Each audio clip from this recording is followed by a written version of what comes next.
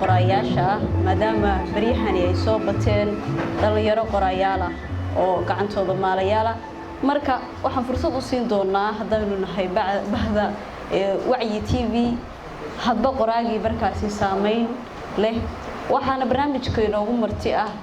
xamdi mahad faarax qaynuun lagu naanayso waxaan soo dhaweynayaa xamdi oo aad markii horeetana u jeedeen bandhigii ka hor buuggeeda lagu faahfaahinayay la yiraahdo ubad iyo waliba arxanlaawe xamdi soo dhawow waan dhawahay walaalo ku dhawahay wacyi TV waa maasantahay waayahay xamdi wacyi wuxuu fursad kuu siiyey inaad buuggaaga halkan ku soo bandhigto dadweynaha ku daawan doonana ay faa'iido u tahay adigana ay faa'iido ku tahay bal marka hore haddaad inoo sharaxdo buuggan sababta ka dambeysay iyo waliba waxyaabaha uu ka kooban yahay aad ma santahay walaalo buuggan sa magaciisa aragtaanba waa laba magac oo isdul saaran waa ubad oo ka hadlaya ilmihii Soomaaliyeed iyo arxanlaawe oo ah qof kasta ilmaha Soomaaliyeed dhibaateeyo buuggan qoristiisa waxay ku qaadatay muddo 2 sano dhan wuxuuna ka hadlayaa dhibaatooyinka ama tacadiga carruurta Soomaaliyeed loo geysto anigoo u kala qaadaya qaybo badan iyo siyaabo badan oo ilmaha loogu tacadiyo sida chapterka koowaad ama cutubka labaad aan ku soo qaatay 4 qaybood baan u qaybiyay tacadiga carruurta loo geysto midda koowaad oo ay mahayn maskax ahaan loogu tacadiyo waxaad arkaysaa macallinkii dugsiga u dhigayay inuu ilmihii markuu quraanka ku dhago ama wax ka khaldamaan uu leeyahay damiin baa tahay hooyadii guriga ku xanaaneysay markuu wax yar sameeyo waxaan doqonka ama waxaan saanay leedahay midaas oo ilmaha yarka maskaxdiisa dhibaateynaysa kuna reebaysa raad xanuun badan kana ka dhigaysa mid ilmaha kale uu ka dambeeyo sidoo kale qaybta labaad oo ah qaraacista carruurta in jir ahaan ilmaha loo dilo jir ahaan ilmaha loo dilo dalkana Soomaaliya aad bay ugu badan tahay waxaad arkaysaa hadduu wax yariisa biyaha ugu yara uu daadiyo inay u loola soo orday ilmaha ushu wax ma toosisa xaqiiqtii laakiin ilmaha dhibaataysa jirkiisa sidoo kale maskaxdiisa cabsi badan bay ku abuurtaa qaybta saddexaad aan soo qaadanayo waxa weeye sexual abuse ama ilmaha loo galmoodo oo aad ugu soo badanaysa dalkeena khaasatan Puntland in hablaha yarka ah macallinkii loo diray oo mas'uulka ka ahaa inuu kufsado macallimiinta qaybtood iskuma wada darayo sidoo kale dhalinyarta ama wiilasha ama qof kasta oo rag ah waxaad arkaysaa in kastaysan u badnayn in ay dhibaateynayaan hablihii yaryaraa markii hore hablaha waaweyn baa la arki jiray la kufsaday hadda ilmi yaraabna looga daba yimid marka kufsiga aad ugu badan dalkeena oo ilmaha yarka aad sanadadii ugu dambeysay kiisas badan ay soo baxeen ay ugu yartahay ilmo yaroo 4 sano jira ilmo yaroo 10 sano jira oo macallimiintii dadkii ehelka ama dadkii u dhawaayay kufsanayaan marka buugga kan dhibaatooyinkaas aan arkay ilmaha Soomaaliyeed loo geysanayo baa igu khasbay inaan qalinka u qaato aan qoro markuu qofku wax bilaabayo dhibkeeda ay leedahay oo waxyaabo badan buu la kulmaayo dhibaato ah marka adiga dhacdooyinkii kugu yaabka badnaa oo is leedahay buuggan yacni mararka qaar wuxuu igu kalifay inaan joojiyo maxay ahaayeen waa run wax kastoo la bilaabo caqabadaheeda ay leeyihiin buuggan uu ka sii xag jira xaqiiqdii markii qof dhalinyaro ah tahay dhibaato ama wax dalka haysta aad aragtid isla markaasna qalinka u qaadataa ma jeclaysid inaad ka hadashid ka horta waa inaad research badan ka samaysaa ama baxsi waxa la dhaho aad ka samaysid xaqiiqdii marka aan ka sameynayay ama kiisaskan aan soo ururinayay waxaa iga qabsaday caqabada aad u weyn qofka aan weydiinayo dhibatan ama caqabadatan se u dhacday ilmaha kan waxay gaarsiisay kow waxaa lagu weydiinayaa maxaad nagu siinaysaa mahayad baad ka socotaa maxaa haddii aad kiiskan aan kuu sheegno maxaad ka qaban kartaa waa su-aasha koowaad oo timaaday inta haddii aan kasoo gudbo ururinteeda waxeeda mar kale tafatirayo buugga xaqiiqdii markii aad qortid kaliya ma aha inaad soo deysid buuggaas wuxuu u baahan yahay oo marayaa tafatirayaal aad u badan tafatiriya waxaa laga yaabaa caqabad badan inay kaa qabsato waqtigii uu qabtay qofkaas uusan kugu siin buuggii marar laga yaabo waxaa laga yaaba inuu buuggiiba kaa dhumiyo waxaa laga yaaba in waxyaalaha qaybtood lagugu xiro inkastaan anigu la kulmin laakiin dhalinyaro badan ay la kulanto markii kale intaas aad kasoo gudubtid qof dhalinyaraa baa tahay waxaa laga yaaba inaadan shaqayn daabacaadiisii iyo dhibaatadiisii inay kugu adag tahay inta haddaan kasoo gudbana markaad buuggii soo saartidba maadaama aad gabar tahay haddana inaad gobollo tagto buuggaada aad geysid oo dhalinyartii iyo dadkii aad u bandhigto haddana waa caqabad kale marka xaqiiqdii ma soo koobi karo walaa caqabadaha uu leeyahay marka wax la bilaabayo aadna rabtid inaad dadka gaarsiisid ciwaanka kana uu ka duwan yahay ciwaanada kale midda kaloo ah caqabada igu weyn oo ay igala soo kulantay markaan qorayay inaan meel aan buug kale oo ilmaha laga qoray ama tacadiga aan waayaba ay igu noqoto inaan kays guri u tago dhibaatadii raadiyo dhacdooyinkii xaqiiqa ah raadiyo buugga waxaa ku jira 14 qiso qisada kale ka xanuun badan tahay qisooyinkaasi ma ku jirto mid aan anigu alifay ama mala awaalay kulli waxaan kasoo qoray dad ay ku dhacday iyo dadkii waalidiinteeda ahayd oo iga faalooday marka walaa caqabado way badan yihiin alxamdulilah laakiin waan kasoo gudbay maanta buuggayga ku yaalaa waayahay xamdiye waxaad taabatay in buugga ay ku jireen qisooyin aniguna markaan fiirinaya aan ku arkay qisooyin badan laakiin aanan magacooda arkin marka maxay tahay sababtaad magaca uga reebtay qisooyinkaasna bal haddaad inoo dulmarto qaybahooda ugu muhiimsan qisooyinka qaybtood magacyo waa u sameeyey laakiin mid kasta haddaa magaceeda meesha ugu qorto caqabadeeda leedahay waa in gudaha loogu tagaa haddii aad gudaha usii dhex gasho qiso kasta waxay leedahay ciwaankeeda qisooyinkan aad bay u fara badan yihiin cutub kasta ama dhib kasta aan ka faaloonayo qisa baan kasoo qaatay qisada koowaad oo ku jirta cutubka koowaad waxa weeyaan inan yar oo 4 sano jirta oo la guursaday waxay ka dhacday magaalada Boosaaso waqti ka mid ah anigoo aad u yar suuqa alaab layga diray baa waxaan arkay meel aad loogu shamuumsan yahay waxaan u tagay oday dhinac u taagan waxaan weydiiyay adeer maxaa meeshan ka dhacay laakiin wuxuu ii sheegay wax maskaxdayda aad uga weynaaday taasoo ahayd inuu ii sheegay in 4 jir in la guursaday taas aad baan ula yaabaysaa ilmo yar 4 jir wax laga damca baan ma arko midaas anigoo la yaaban baa wuxuu haddana wuxuu dhahay qofka guursaday waa adeerkeed oo hooyadeed qaba waa aabaheed labaad waa dhacdo kale oo madaxayga ka weynaatay xaqiiqdii inay ilowsiisay waxaan suuqa ka doonay gurigeena aan kusoo laabtaan oo fara maran qisada kale oo aad ii argagixisay waxay ahayd inan yar oo guri ka shaqaynaysay aad u da'yar da'deedana 12 sano ay jirto gurigaas ayaan kusoo biiray kabacdi xilliga afurka waan isla afri jirnay salaad bay isla tukanaa waxaan arkaa salaadii inay kaga baxdo waxaan hal daqiiqo dhammayn waxaan weydiiyey hablar maxaa salaada ugu dejisaa waxay ii sheegtaba inaysan aqoonba wax salaada lagu tukado waxaan weydiiyey maxaa iskuuli dugsi ma dhigatid miyaa waxay tiri markaan 6 sano soo gaaray hooyada iyo aabahay waxay ugu bilaabeen inaan beer falo baydhaban beer ka fali jiray saan beerta u qoday waxay ogaadeen inaan soo gaaray da'da 10aad aan xoog fiican hadda leeyahay waxaa la soo diray caasimada dalka ee Muqdisho halkaas oo maanta aan guriga aad joogtid aan ka shaqaynayo aad bay xaqiiqdii ii dhaawacday ilmo yar oo ah xilligii la barbaarin lahaa dugsi la geyn lahaa inuu u shaqeeyo xaafad isla markaasna lacagta uu shaqeynayo waa lacag $40 $40 kun shilin lagama siiyo direct waxa loogu diraa hooyadii aabaheed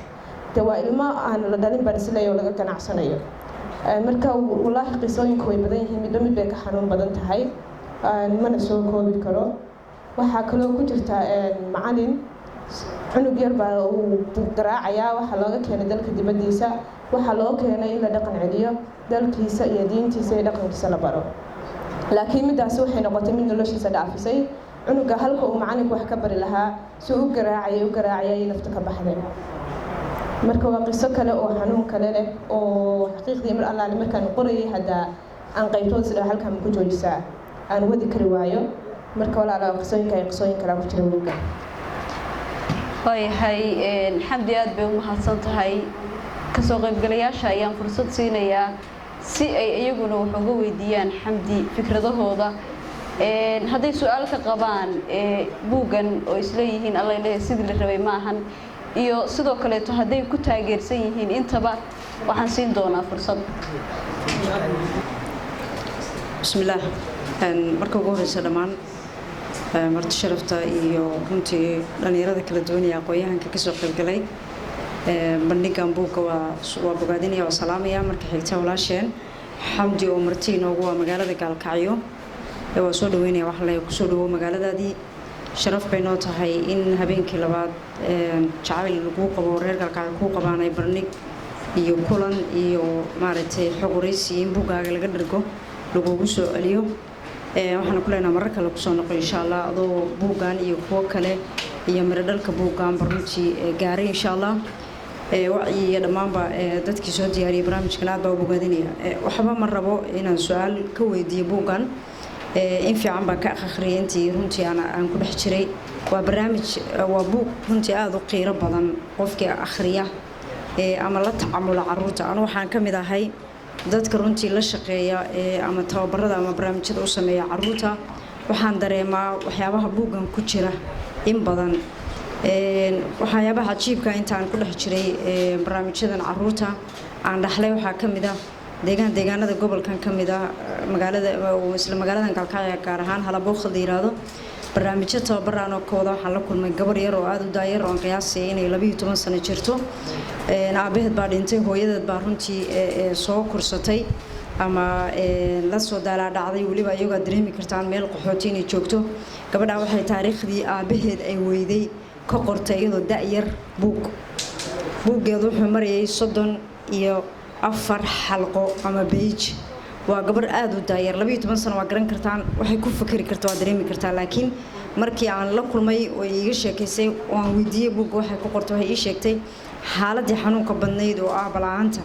ee ay soo martay inay buuggan ka qortay ana waxaan u ballan qaaday runtii inuu buugga u soo baxo oo loo tafatiro haddana wuxuu ugu jiraa barnaamijkeedii tafatir 12 sano jirna waa dareemi kartaan buugga marka magaalooyin kale oo aan maray waxyaabahaas oo kale ayaan kula kulmaa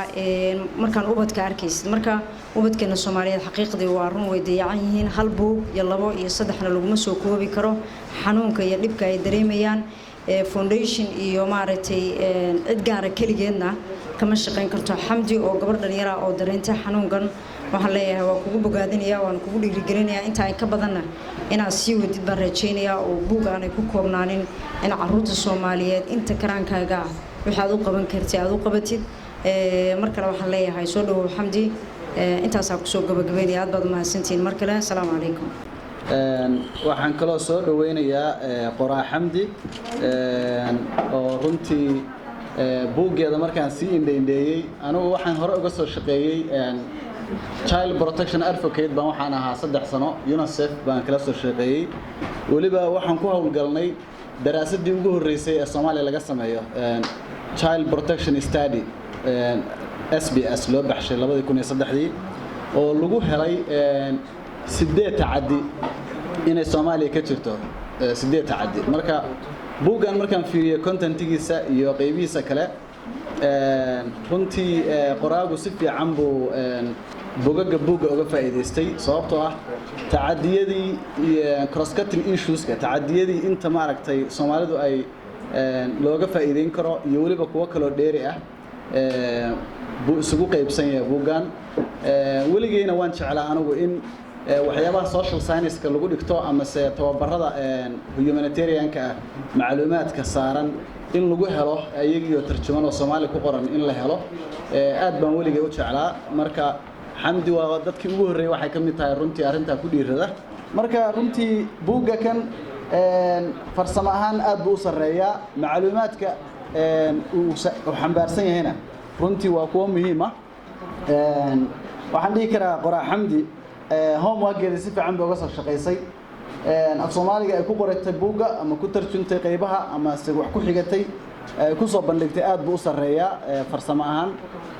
qeexitaanada u fiirsaday waxyaabihii aanu tacadiyada iyo child protection-ka iyo rape-ka iyo waxyaabahaas oo dhan qeexitaanada sidii Englishka ugu qornaayeen ama si loo fahansanaa af Soomaali ku soo gudbinaya bay runtii ku qortay oo wax marin habaabina kuma jirto marka runtii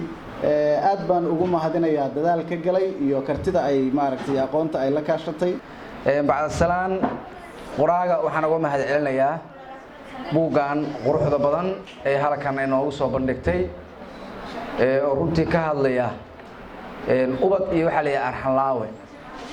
waa wax aad u kala fog waa laba eray oo macnihiisa aan xal oran jiray markii la macneeyo runtii la isdhihi karo waa culus yihiin ubad markii la yiraahdo waxaad dareemaysaa naxariis waxaad dareemaysaa waalidnimo waxaad dareemaysaa jacayl waxaad dareemaysaa unuglaan waxaad dareemaysaa yacni wax kasta oo unuglaanaad dareemaysaa markii la raaciyo arxanlaawone waad qaracmaysaa marka dabcan gabadha waxay ka hadashay inkastoo buugga aana kala bixin weli oo aan akhrisan waxaan isir markaa gadataa akhrisati gabadha waxay ka hadashay tacadiyo waxay ka hadashay kufsi waxay ka hadashay tacdiyo fara badan oo iyadoo dariiqa maraysa ee la kulantay marka waa ugu mahad celinayaa waxa weeyaan qoraaga buugga inay noo tusaalaysay maxaa la oran jiray kagana hadashay tacadiga iyo kufsiga dabcan khudbadda waa idinku dheereeyey raalli ahaada aad baa u mahadsantihiin mar labaad iyo mar saddexaad waan dhiirigelinayaa waana soo dhaweynayaa qoraaga buugga marka labaad waxaan rabaa inaan halkan uga mahad celiyo walaasheen xamdi maxamed faarax oo runtii caawa halkan noogu soo bandhigtay buug aad iyo aad u qiimo badan oo ka hadlaya waxa weeyaan in xanaanada carruurta iyo tacadiyada carruurta loo geysto iyo waxyaalaha halka u ahwliyo runtii waxaan is dhihi karaa intii anigu aan buugaag la soo bandhigay aan ka qaybgelayay waa buuggii igula macnaha iyo qiimaha badnaa runtiina oo ka hadlahaya mowduuc aad iyo aad muhiim ah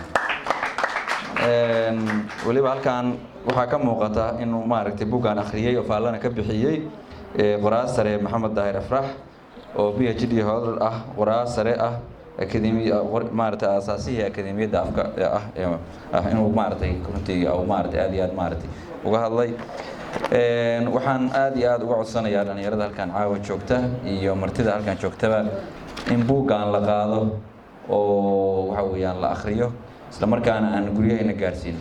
waxaynu garanaynaa dhibta iyo tacadiyada carruurteena haysta cutubka koowaad markii aan fiiriyey meel kaleba intaan aadin waxyaalaha maaragtay noocyada tacadiyada carruurta ay halkan gabadha ku xustay ee ku soo qaaday waxaa kow ka ah jirdilka ilmaha annagoo u arkayna sida walaalkii kaloo sheegayba inaanu maaragtay xalkii ku gaarayno ama ilmihii wax fahansiinayno ama aanu wax ku gaarsiinayno annagoo u aragna ayaynu jirdil ku samaynaa taasi waxay dhaawac ku keentaa shakhsiyaddiisa runtiiba ku keentaa waanu garanaynaa markaynu anagu wax baranaynay dugsiga markaynu dhiganayno markaynu hadduu ilaahay idma maaranaysaa xaafadda markaynu ka soo daahno markaynu waxyar aan jabinno ama waxyar oo maaragtay nidaamkii guriga ka baxsan markaynu jabinno sidin loo falcelin jiray arrintaasi arrin saxa ma ahayn haddii ay inteena badan arrintaas kusoo dhacdeen haddee waxaa la rabaa carruurteenna in aynu arrintaas aynu ka badbaadino oo jir ahaan iyo maskax ahaanba dad u dhisan ay noqdaan markii hore hal magac baan u haystay laakiin markii ayadoo ararta buugga ay dhiibaysay waxaan dareemay laba qof oo isdhibaateynaya waa meeshii ku qoran waa ubadkii la dhibaateynayo iyo qof arxanlaawo ah oo ilmihii daba taagan oo dhib ku haya waa buug macno badan runtii annaga inoo leh waa buug nolosheena ku salaysan waa buug inta ubad kalena ciddii ilmihiisa inta xanjafaysay biduuni sabab dhibaato u geysatay maanta fursad ay raalligelin iyo dembi dhaaf ilaahay u weysato ay haysato inta dhallinyarada munaasabaddan maanta joogto awlaadda sugaysana buuggan macno weyn buu runtii u yahay ilmaha in la laayo oo la dilo la kufsado la shaqaalaysiisto guurka lagu khasbo la dayaco oo bannaanka lagu tuuro buuggan contextkiisaan arkay oo waa buug aad iyo aad runtii cajaa'ib u leh waxaan dhegaystay cod laga duubay video inoo soo qabsoomi waayey oo markaa emotion baa noqday waxaa sii dheeraa markii qoraagu buugga uu arrinta inaga siinayey qaabkay u dhegaysay wuu ka duwan yahay buuggan imagekiisu buugta caadiga aan arki jiray oo hadday ahaan lahay kuwan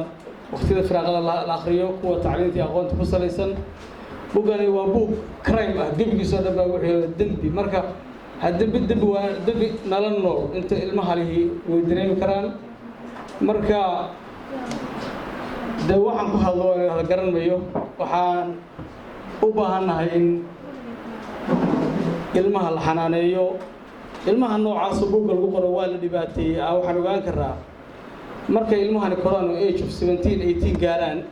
impactiga environment ku yeelanaya waa la dhibaateeyey waa arrogant waa nin baqi jiray banaanka hadduu yimaado waa violence waa dagaalamaya dad buu dhibaateynayaa waa tuugo kufsiga iyagaa samaynaya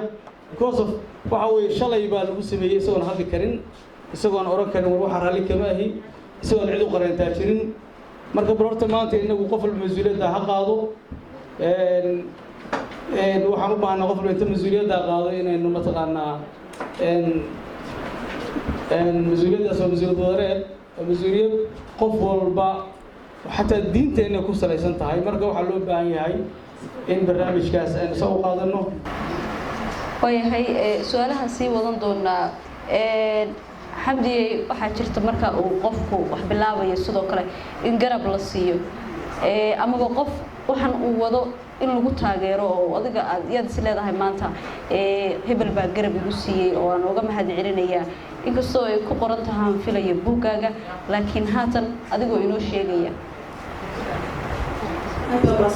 xaqiiqsi waxaa iga caawiyey buuggan askii gobolka isbedelistiisa iyo galabsiintiisa iyo dhiirigelintiisa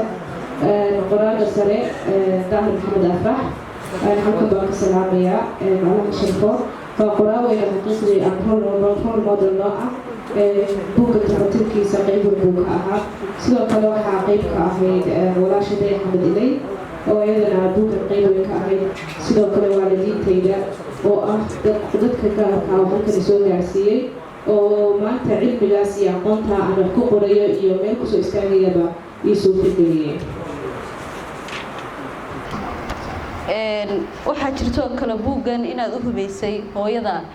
sababtaad ugu hibaysay bal haddaa iyadana inoo sheegto midaas way iska caddahay hooyadu xaqiiqdii cidna lama sinna si gaara aniguna hooyaday aad baan u jeclahayoo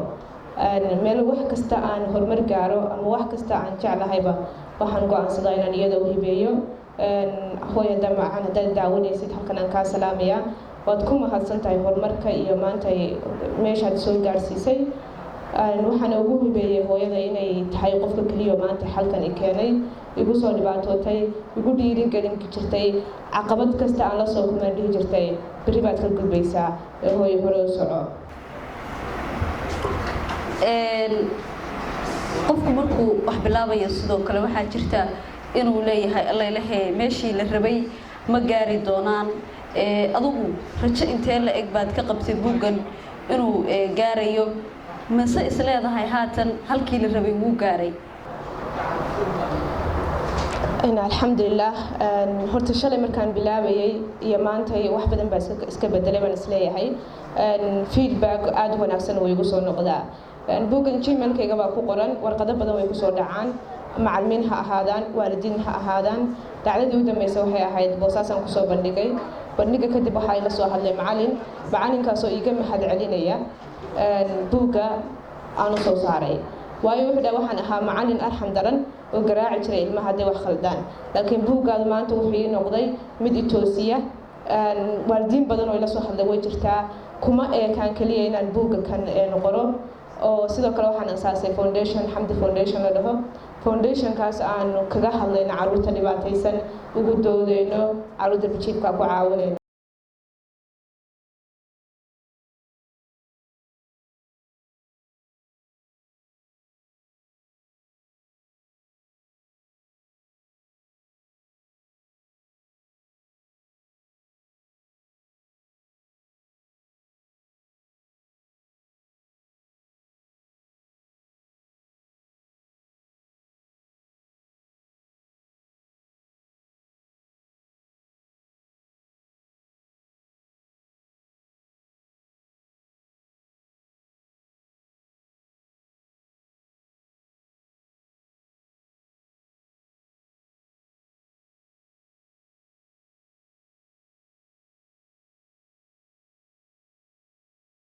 intaas kagamaan harin heeso ka hadlaya tacadiga caruurta ama sida loo dhibaateeyo isla markaasna tilmaamaya in la joojiyo baan iyagana sameynay marka dhinac kasta waan ka taabanay xaqiiqdii inaanan marna ku ekaan buug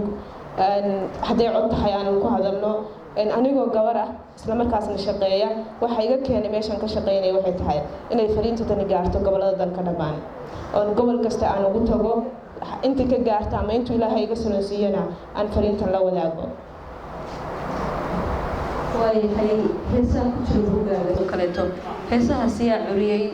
sidoo kale haatan hees aan daawanaynaa jirtay intii bandhiga aanan u gudagelin marka iyadana haddaad inoo sheegto cidda curisay aad baa u mahadsan tahay xaqiiqdii heesta tan waxaa la tiriyey ama la sameeyey dhowaan bandhigii aan ku qabtay magaalada muqdisho ee caasimadda dalka waxaana sameeyey abwaanka da'da yar cabdiraxmaan fiili aad baan halkan uga mahad celinayaa xaqiiqdii waxay abwaankaasuna ka qayb yahay dadka u ololeeya ama garab nagu siiya caruurta Soomaaliyeed inaan u doodno inaan xaqooda tusno inaan dacadiga laga daayo isaguna wuxuu noogu hiiliyaa xagga suugan xamdi qoraabaa tahay qofka inta badan isaga isdareema mararka qaarna dadka u sheego waxay dhahaan halkaasaad ku wanaagsan tahay adigu goormaad isdareemtay inaad qori kadho wax soo bandhigi kadho haddaad inoo sheegto aad baad mahadsan tahay horta xaqiiqdii markaan yaraa aad baa waxaan u jeclaa akhriska iyo qoraalka labadaba xilligii aan iskuulka ku jiray waxaan lahaan jiray buug aad u badan oo isla markaas xasuus qor ah waxaan ku qori jiray meesha dadku dhacdada ku dhacda ama wixii ku dhacay dadka la wadaagaan aniga kaliya halka wehel aan lahaa ama aan wax ku qori jiray waxay ahayd buugaas waxay ii noqotay waxaan ku dareemay inaan farshax xamayste yacni wax curin kara ahay inaan wax badan qori karo buugaas aan ku dareemay intaa kadib xilligii secondarygayga aan soo gaaray waxaan aad u diyaarin jiray buugaagta su'aalaha iyo jawaabaha ah si ardayda iga dambeeya iga faa'iidaystaan marba markaan intaa kusii socday xaqiiqdii waxaan ugu dambeyn bilaabay buugayga kan oo kaasoo ah midka maanta aan halkan u fadhino qaybihii u dambeeyay gabagabadaan isla soo gaarnay bandhigaagaan xamdiyey caawa maxay kaaga dhigan tahay maxaase dareemaysaa is leedahay kolley fariintaadii intanoo kasoo qayb gashayna way gaadhay dad badanna way gaari doontaa marka caawa shucuurtaada walaahi farxadeyda ma qiyaasi karo inaan buugayga maanta intuu kaalkacyo joogo isla markaasna aan gaarsiiyey dad badan sidoo kale daawadayaal dunida iyo meelaha kale oo adduunka ka mid ay wada joogaan ay daawadaan waxay ii tahay aniga mid guuli ah waayo waxaad fidaysa oo gaaraysa fariintaydii oo ahayd intaas oo mayl aan usoo jaray safarka usoo galay sidoo kale markasta aan fariin dirayo bulshada daawanaysa iyo kuwa horjooga waxaan fariin u dirayaa inay ilmaha Soomaaliyeed dhibaateyn haddii aysan caawin karin inaysan dhibaateyn sidoo kale qof kasta oo halkan fadhiya iyo qof kasta oo daawan karaya mas'uuliyad baa ka saaran dadka Soomaaliyeed waxaan ka codsanayaa inay fariintan ila qaadaan qof kasta oo daawadana uu sii shargareeyo qof kasta oo buugan qaadan intuu akhriyo uu qoys buu ka dhashay qoyskaasna qoys kale ku sii xiran in fariinta la wadaago oo ilmaha dacadiga laga daayo oo ilmaha yararka guriyihina ka shaqeynaya si wanaagsan oo la dhaqmo waxaad arkaysaa ilmo yar gurigaada ka shaqeynaya in jika la seexinayo in cuntada gaar loogu ridayo in yacni waxyaalo foox lagu dhaqmayo sidoo kale ilmaha yararka casayaasha ah ama baalashayaasha ah oo iyagana si arxan daro loola dhaqmo kuwa darbi jiifka oo kale markay maqaaxiyaha tagaan waxna sii dhahaan in la soo dilo ama la soo dhaqeeyo marka fariintaan u diriyo bulshada Soomaaliyeed waxa weeyaan inay ilmaha Soomaaliyeed meel kasta ay joogaan ay caawiyaan haddaysan caawin karin aysan dhibaateyn su-aasha u dambaysa xamdiyey xalku muxuu noqon karaa fariinta qoraayaasha aad u direysana maxay tahay maadaama aad tahay ka mid tahay tiimkaasi qoraayaasha halka waxaan is oran karaa qof kasta inuu mas'uuliyadiisa meesha ka qaato mas'uuliyadaha waan isku fiirsanaa waxaan u aragnaa inay dad gaar ah quseeyaan sidoo kale aniga dadka caruus darbi jiifka baan aad caawiya ama ka shaqeeyaa dhalinyarta qaybtooda waxay igu dhahaan xamdi waa shaqadii dawladda maxaa faraha ku galiyay dowladdii haddii aysan dowladdii burbur badan bayna soo saameeyey haddaysan dowladdii xooganayn aysan arrimihii kaleba ama arrimihii dibadda ama arrimihii kale aysan ka bixi karin haddii aan ka waran ku eegano arrimihii yaryaraayo hooseeya marka qof kasta inuu mas-uuliyad iska saaro uu dowrkiisa qaato ilmihii hooyadii ay barbaarin fiican ama koorsooyin barbaarin ay qaadato sida ururkeedoo kale wuxuu bixiyaa tababaro ku aadan sida ilmaha loo barbaariyo macallimiintoo kale sida ilmaha loola dhaqmo kalaan siinaa in qof kasta tababaradaasoo la xoojiyo in qof kasta uu mas-uuliyaddiisa dareemo in ilmaha hooyadii dhashay kii macalinka ahaa kii wadada ku arkay buu si wanaagsan ula dhaqmo fariintaan qorayaasha u diraya waxa weeyaan inay markii ay wax qorayaanna buugta hele ay soo saaraan sidoo kalena ay mar kasta ay ka hadlaan waxyaalaha bulshada muhiimka u ah ama markaa waddanka dhibaato ku haya inuu ka hadlaan waayahay aad bay u mahadsan tahay guud ahaanba inta ayaan kusoo gabagabeynayaa barnaamijkii qoraaga iyo weliba buugga waxaa barnaamijka marti ku ahayd xamdi qaynuun waxaana ay kusoo bandhigtay buugga la yidhaahdo ubad iyo arxanlaawe inta ayaan kusoo gabagabeynayaa barnaamijka waxaa idinla socodsiinaysa anigoo najmo aadama intaan barnaamijkan xiga ku kulmi doonana waa dhammaanba bahda wacyi oo idin leh nabadgelyo